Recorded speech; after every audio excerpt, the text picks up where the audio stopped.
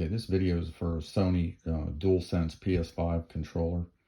Um, I'm ticked. I just got off of a chat with Sony, and as usual, Sony won't acknowledge that there's even a problem with this. I have screenshots of the text, but I'm not including them in the video because I'm doing it on an iPhone, and I'm not that.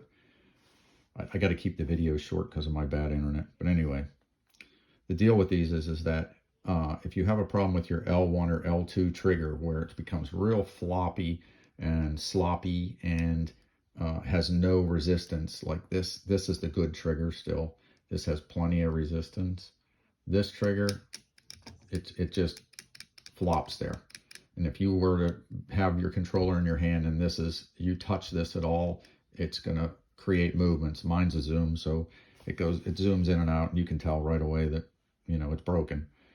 But I had sent this controller back to Sony maybe about less than maybe 6 months ago. Paid $15 thereabouts to ship it to Sony, which is their policy. And they take it and they fix it and they send it back to you. Well, that's great. But once they fix the controller and you get it back and 6 months later it does the same thing, don't you think Sony should fix it for free? I do. I mean, I paid to have this fixed, and it's obviously not working again, right? Same issue, exact same issue that I sent it in for.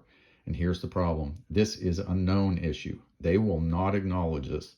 But if all you have to do is go and Google it, get on YouTube and look for tear down videos to repair the springs in these L1 and L2 triggers, and you're going to find out the parts are available for it. The springs, you can buy 10 springs in a pack off of eBay or Amazon for around $9 shipped to your house.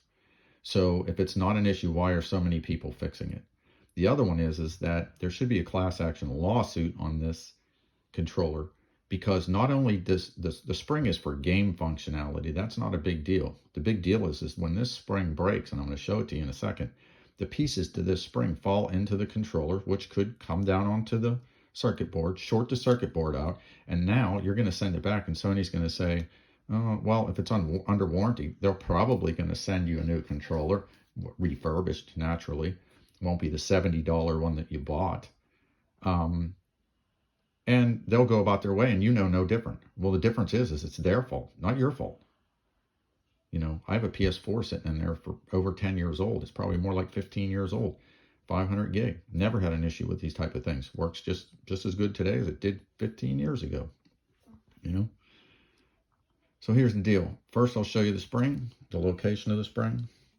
The spring is actually right there on the controller. Now on the other button, it's actually on the inside, so it's missing. It's missing from right here. And yes, when you fix the spring, you don't have to tear it down to this state. You can basically just take the cover off the back, which if you search, you'll find disassembly videos. I mean, if you want me to do one, I'll do one, but you disassemble the back off of it, and when you get to the point where you get the bottom cover off of this side, and you can see the springs on the inside, so you can actually put the springs in without tearing it to this level. The reason why I tore it to this level is because I knew I had, when I took it apart, I couldn't find this broken spring. I don't want the broken spring floating around in a circuit board. So I had to get it to this level to find the parts, and I'll show you the parts. This is the first part I found. This is the broken spring. This is the other half. And this is known. They all break this way. And then these two pieces go floating around in here. And even if you were to replace the spring, you might replace it, but then at some point playing the game, that spring piece drops into the circuit board, shorts your board out. And if you have it plugged into the USB port on your game, what's it going to do to your game? I mean, there's so many issues with this. It's crazy. And why Sony won't take care of it, I don't know.